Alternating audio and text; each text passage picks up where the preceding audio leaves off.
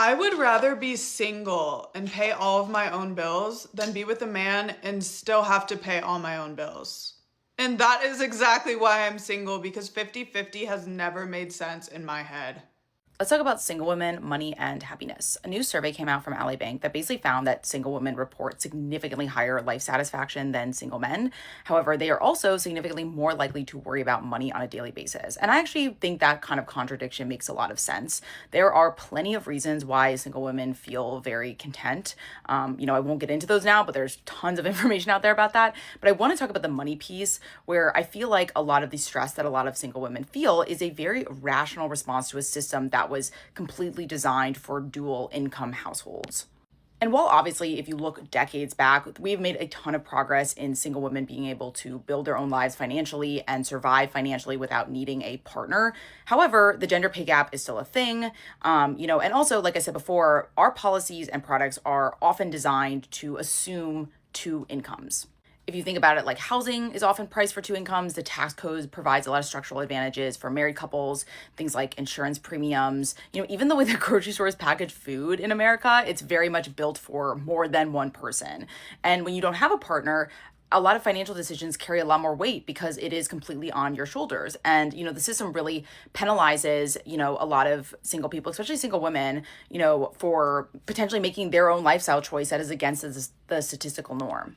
And because there isn't as much of a social safety net, especially in America, women are forced to shoulder the burden of potentially preparing for any sort of financial emergency or thing like that. Any single person would have to do that. And so I think, again, that's a really good example of, when you intentionally choose to go at it alone, you are forced to, have different money behaviors than, say, a couple would. You might not be able to take as many risks as somebody in a couple would. And I think it's a really interesting way of looking at how external factors and even personal decisions can wildly shape your financial future and how you spend and save. A lot of you think that just because you're an adult, you have to be an independent woman, and it's hurting your dating life. I constantly see videos about the challenges of dating as an independent woman, but I honestly think this whole thing is very self-imposed. Because no guy worth having has an issue with the fact that you can support yourself, have a house, apartment, etc. The problem with being independent isn't that you don't need a man to survive, it's that you're acting like you don't even want one. Obviously, no one needs a man to survive, but if you were constantly hearing from your partner, I don't need you, I'd be fine without you, wouldn't that be hurtful? It makes you think, okay, fine, go be alone then, if all they're talking about is how great it would be on their own. And just because you support yourself doesn't mean you have to act like this, not least of all because it's not even true. Assuming you want a relationship, then your goal is not to be independent, so act like it. It's a good, positive thing to depend on other people, socially and emotionally. Just because you're independent financially does not mean that you need to be independent in every aspect of your life. I think a lot of women see this mindset as like a way to stay guarded and not get hurt. Like if you never need anything from a man, then it means that he can't use that leverage against you. And sure, I guess, but that's kind of like trying to play catch and then never throwing someone the ball because you don't want to lose it. Relationships can't happen without some degree of vulnerability, and saying I'm an independent woman who don't need no man is basically saying that you're not going to do your part. So I'm sorry, but of course dating is going to be hard for you. The budget that used to have a silent cosigner doesn't anymore, and the math is landing exactly the way math tends to land, when a variable disappears without a replacement lined up. This isn't a lecture about financial independence. It's just an observation about what happens when an entire lifestyle was quietly subsidized by someone who stopped subsidizing it. Good morning. I decided to ruffle some feathers, but ain't nothing different. I do it all the time. I wanted to talk on finances and dating. I feel like if you are not in a financial situation where you can take someone on dates and do the little things, doesn't have to be anything extravagant, a flower here and there, a card, let them know you're thinking about them, a coffee, dates. All the little things start to add up. So if you are not in a financial situation to start with, and you're barely making ends meet, I do not think it is appropriate for you to start a relationship with someone. It's giving them false hope, and you are not only going to let yourself down, but you're going to let them down when they come to terms in reality that you are not in a financial situation. And I understand with this world and this economy, a lot of people aren't, but you have to communicate those things. These tough conversations are what is going to pave the way for a relationship. That's just my thoughts. You know what I find so crazy this day and age? Okay, women want to be taken care of, right? They're like, oh, I want a man who's going to pay all the bills. I want a man who's going to support me and blah, blah, blah. And I want to stay home. It is almost impossible for anyone to stay home unless your man is working 3 jobs, has another job, doing something he shouldn't be doing. I feel like in this day and age, it is impossible for you to rely on one income. How can you expect a man to pay all the bills and you do absolutely nothing? You bring nothing. I don't want to say you bring nothing to the table, because maybe you cook, you clean, you bring them peace. But as far as money, think of it as yourself. If he said to you, oh, honey, go to work and you're going to pay all the bills, you would be like, I can't. So he can't either. I don't think anybody wants to pay bills. Nobody wakes up and says, hey, I want to have this career. I want to get paid and I want to waste all my money on bills. Nobody wants that, but that's just being an adult. That's just what you have to do. So if I was told, hey, you don't have to work another day in your life, A, I would still go to work because I love my job. And B, I don't know. I feel like I have to contribute something. Maybe that's just me. I don't know. Maybe I've never been in the position for someone to take care of me in that way, but I don't know. I just don't think that the man should pay every single bill in the home. Men are so weird because how could you look at your girlfriend, your baby princess girlfriend, right? Like you should I think men should look at their girlfriend like they want to take care of them, and not like in a father figure way, but like a way that you just naturally want to protect them and want them to have the most beautiful, soft life. Like when I see men that want to date a woman that's 50-50, or like they expect that woman to pitch in financially, and it's like they need that, right? To me, it's like, how do you not want your girlfriend to have the softest, most comfortable life?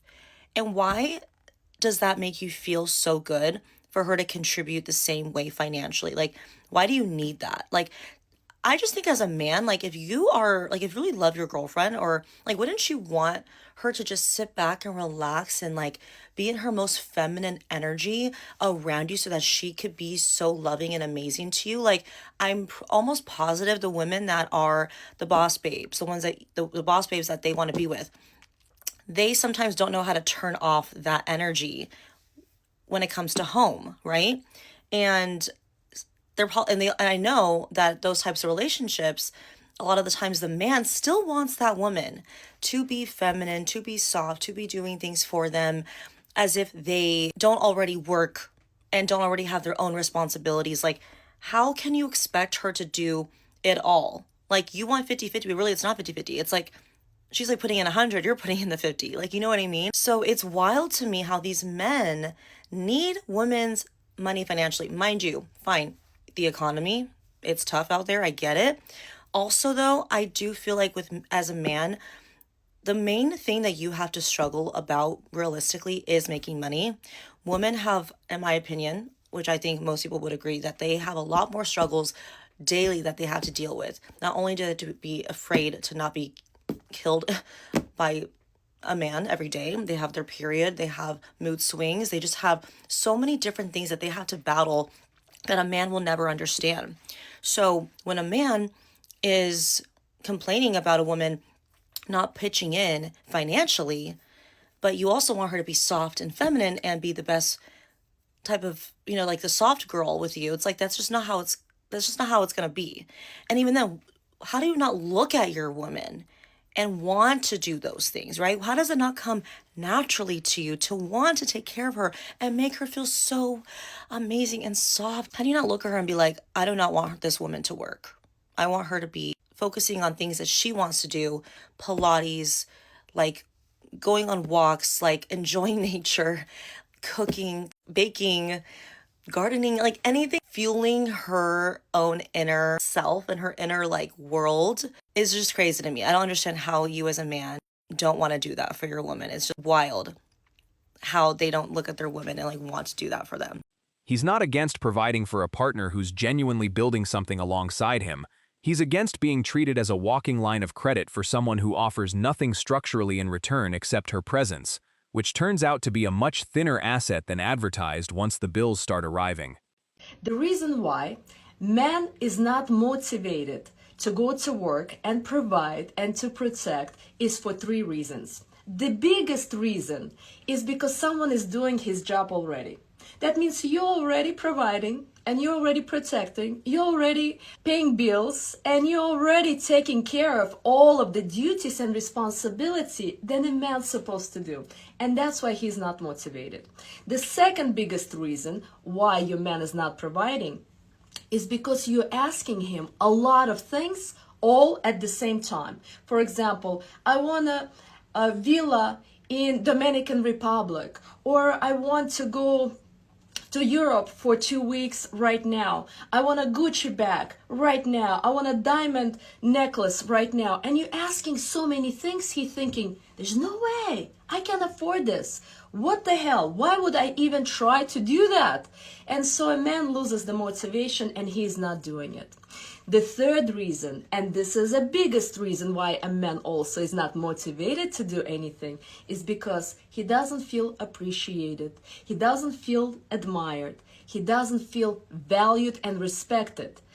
And overall, he doesn't feel loved. Because if a man doesn't feel respected, valued, appreciated, and admired, he loses all of the motivation why he wants to do all of the work to provide and to protect, and he's not even appreciated.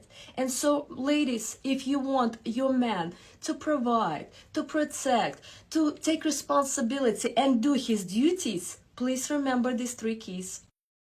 We should not be promoting a lifestyle where women are like, oh, I've never paid a bill in 20 years. I've never looked at credit cards in 20 years. My man does that. That's a blue job, whatever. At the end of the day, you're talking about financial literacy for women. Like, we need to have financial literacy. We need to have financial independence. Your man paying for everything and having that be an expectation for young girls, not right. Like, for sure, love it for you that your man pays for everything. I hope every girl gets that. Like, you deserve it for sure. But at the same time, that can't be an expectation for your partner, because that's just a lot to put on someone. And also, it's going to be setting an expectation for young, impressionable girls on this app who are looking for their future partner, and they could be meeting someone who's like the perfect person for them, and they're like, oh, if you don't pay for everything, I don't want you. If you're not like taking care of all these things, don't want you. Like, we are independent too. We can do it. You should have your own life. You should not depend on a man to pay all your bills. You should not depend on a man to pay your credit card statements, to not have you look at them. Like, you need to understand how to do these things. Because at the end of the day, if that man leaves you, you need to know how to manage your finances. You need to know how to boost your credit score. You need to know how to read a credit report. You need to know how to understand a credit card statement and how interest works and how minimums work. Like, we can't be doing this. We cannot be doing this right now. Unpopular opinion, but I don't like a nigga that's too financially responsible. Like, I want you to be responsible enough that all your bills are paid off and that everything is taken care of and you have enough money to spend on me. But emphasis on the, you gotta have money to spend on me. Those niggas that be like, no, I'm working on the future. I don't have time to buy bags and shit. What? Leave me alone. What are you talking about? Go get another job. I don't know what to tell you. You better learn how to finance those finances so that you have enough money to take care of all your shit and give me money too. The fuck? We splurge around here. Selfish is a fascinating word to apply to a man protecting resources he actually earned from someone who contributed nothing toward earning them. The word usually gets reserved for behavior that harms someone else. Declining to fund someone else's lifestyle isn't harm. It's just refusing to keep writing checks for a subscription you never agreed to. Imagine splitting the bills 50-50 with a man, but you're still cooking, cleaning, organising the house and the garden, still remembering birthdays, appointments, groceries, basically running the entire show. And the deal he gets is a lived-in maid who pays half of the bills. And then people wonder why more women are choosing peace. Congratulations, you're not in a relationship. You live in a household where you're the housemaid who pays rent. So tell me this, what exactly is he bringing to the table? Because if I'm paying half the rent, half the food, half of all the utilities, then the workload should be half as well to him. Not I'll help if you ask, or I didn't realise it needed doing, half. Because if you're expected to carry all of the labour as well, then let's call it what it is. You're not living with a partner. You're funding a roommate who thinks having a job counts as a contribution. And the reason more women are choosing peace over relationships now is because once you realise your life runs a lot smoother alone, you just stop volunteering to manage a grown man anymore. To what point does this Shira 7 boss girl mentality, man eater type of thing just become begging? Because I feel like we're at a tipping point here where it is becoming extremely obvious that a lot of girls in the dating pool, you guys just don't got your bag up. Like, expecting a man to fund everything in your life in order to have a shot with you, and you're asking a man for money for, like, everything. Maybe you just don't got it for yourself. Like, it's like a different thing if he offers, like, wow. So, you know, I'm sure anyone would appreciate it. But to have it as a set condition, like, I don't understand. Is this like rent a girlfriend? Like, he gotta buy you? Your wallet just must be full of flies. Like, I'm not saying we should be ashamed to be broke, but like, let's call it as it is. It seems like begging. You know, call me crazy, but I just don't think money should be at the center of a romantic relationship. Obviously, this is like a different story if it's like, oh, you know, like if I ask and he doesn't for like something like small emergency or I don't know. Obviously there's context. Obviously there's problems if he does blah blah blah. But this new generation of thinking where like a man gotta do this financially for me to have a shot, is it really like girl power, or is it like you're low-key just a beggar? The old arrangement made sense when it was actually an arrangement. His income for her domestic labor, both parties contributing something real. What broke down is women wanting the domestic exemption and the financial support simultaneously, without either side of the original bargain actually being upheld. Men notice the imbalance eventually. They always do.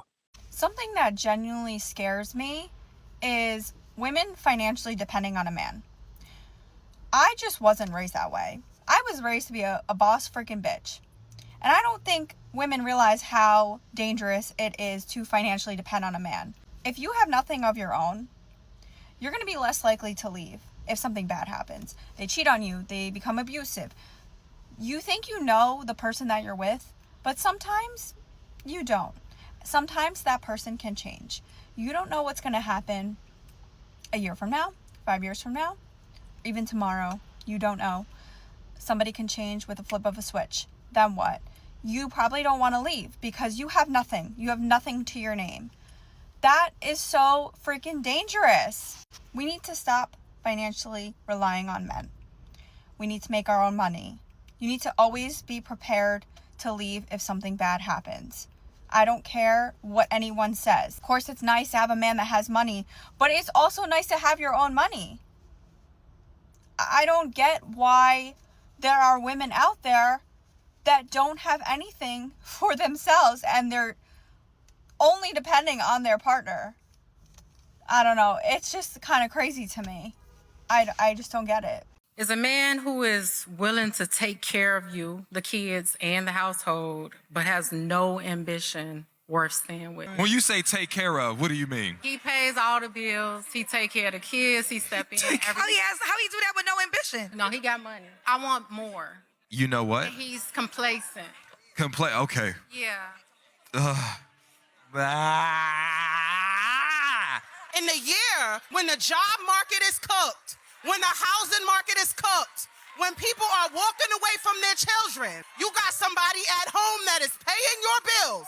He is taking care of you, and he is taking care of your kids, and you are figuring out, should I leave him? Are you cool? Unfortunately, for a lot of men, there are so many women telling them you have to be more ambitious. And it's because they want the ambition to look like what they want it to look like. But his ambition is waking up every day and going to work. Waking up every day and showing up for my children. Showing up for my home. Like, that's just as ambitious. You know how ambitious you have to be when you are going through depression? Your girl is telling you you need to do more, and then you don't feel like you're good enough. But she don't know the mental and emotional and spiritual battles that you have and how you still trying to show up for your home. That's ambition, baby. Take a moment, read, I think it's 1 Timothy 5:8. Because what it talks about is a man who neglects his home is the same as a man who denies his faith. This man is taking care of his home. There is faith and grace in that. He is being provisional. He's still leading. So we have to acknowledge that, because if not, you're going to lose that. Like, that's a gem, baby. I make my own money. I make Okay. more than him. Ooh. Right? And you said he pays all the bills? Yeah. And you make more money? Yeah. You mentioned that you make more money than him, and I want you to know that was not done by mistake.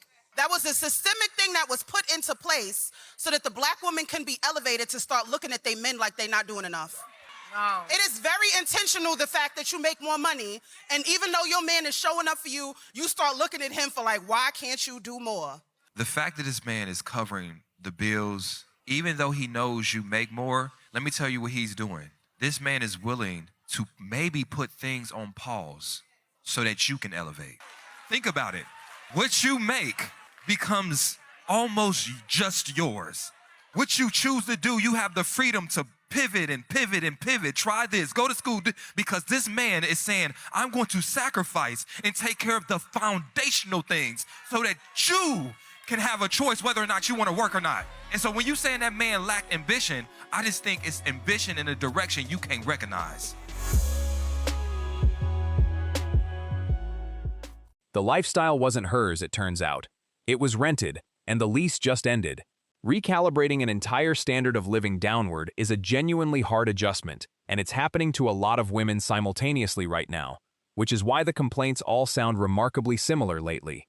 If a man is so focused with his financial stability, doing him in fight or flight mode, he cannot be the partner that you deserve. Meaning that, yes, it's great that a man is so focused on doing his job, like being financially stable. Kudos to you, right? But if a man is so obsessed with just working and constantly working and not having time for his relationship, that is when it becomes a problem. The reason why I'm saying this is because if a man is so focused and is so stressed out about work, he will not have the time, the energy, or the mental capacity to realize what an amazing partner you are and that you also deserve time. The same way that a business needs time to grow, a relationship needs time to grow as well. Please do not be fooled by these glamorous, charismatic internet pimps who tell you as a woman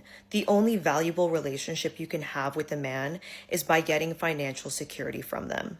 These are never women who are going to actually teach you with intelligence and nuance how to have a healthy, meaningful relationship.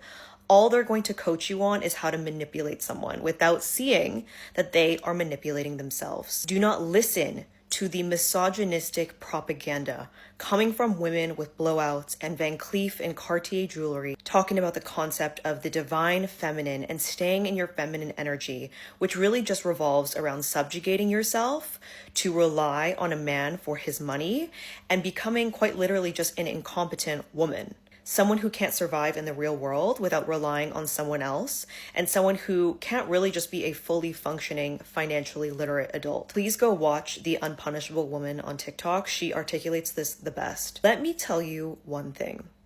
I live the definition of a soft life. I live a princess life. I make my own schedule to some degree. I get my nails done. I have beautiful foods. I go out with my friends, watch shows. I live with a sense of ease and freedom. And I have done so because I am educated, because I have an incredible career, and because I have been making financially smart decisions from my early 20s and religiously investing my money. I do not subscribe to hustle culture or self-optimization culture. What I aspire towards is peace. What I aspire towards is freedom. And I didn't get this life by simply staying passive in my divine feminine energy. I did so by being a woman of agency, a woman who acts. That, to me, is divine feminine energy. A woman who lives a life of truth, a life of generosity, a woman that provides for herself and for others. That is feminine. Inherent in all of us is masculine and feminine energy. Anyone that tries to tell you otherwise, that men are only providers and that women are only meant to receive, is truly speaking out of their ass. You do not live life in a meaningful way by subscribing to such simplistic, flattened, dualistic thinking. Life and reality exists in a very ambiguous gray area where this kind of radical thinking doesn't work unless you're just getting the attention of very naive and desperate individuals. And I do not say this at all from a pedestal. I do not say this from a place of pride. I say this as someone who came from a culture, came from a family that was very, very deeply embedded in this way of thinking. I was told from birth, from my parents, my ticket to a good life, the highest version of my destiny was to marry rich. But thank God I was able to have the privilege to watch my own mother, who did subscribe to this kind of rhetoric, be the savvy, successful businesswoman that she was, be the provider, the breadwinner, and not just in my family, but in my entire extended family. Thank God I was able to, through my own eyes anecdotally, witness the painful, unglamorous, often obfuscated reality of women who rely on men and what happens when those relationships do not work out. Marriage, as an institution, as a concept, has always been a financial arrangement. We know this. And it's only until very recently that marriage and partnership is now embedded in the idea of individualistic desire and romance and meaningful companionship, not something that is now going to be relegated back to desperation and the embetterment of one's family. I am not saying that the financial security of your partner does not matter. Of course it matters. All I'm saying is that that aspect does not allow you to evade your own personal responsibility to support yourself financially. We have watched way too many women, a lot of them being discussed right now, rise to the top and grow in influence because they are preaching how to live a soft life. They're preaching that you have to find a rich guy. And we've seen the repercussions of that. We don't just see it anecdotally. We see it in data. We see it in history. Just remind yourself that these women are monetizing off of your own naivete, your own desperation, your own lack of information. And you are quite literally seeing these women pinnacleize and be the living embodiment of how patriarchy is proselytized by women, not just by men. Women control 85% of consumer spend. We have, as a demographic, the most purchasing power in the world. So do not fall into the trap of feeding the mouths of other men wealthier than you. Be so vigilant about how you spend your money because it is political. It is something that's going to impact you later down the line. So think twice about spending $7,000 on a Chanel bag and see where that could go, I don't know, in the market. If you invest it in some low risk stocks, completely passively, I have seen 5 figures grow into 6 figures, money that would just be sitting in my savings because I have invested it. So please just remember, ladies, that your money is your power. Money is not something you should be ruled by, but it absolutely is a huge, very important part of having a life of peace and freedom. 2 years of redirected income later, he's not scraping by, he's building. The house is his. The portfolio is growing. The peace of not funding someone else's discretionary spending is, according to every man who's actually made this shift, worth considerably more than whatever social approval came with the old arrangement. Alpha Reloaded. Subscribe. Drop your thoughts. Have you set financial boundaries in a relationship? Tell us below.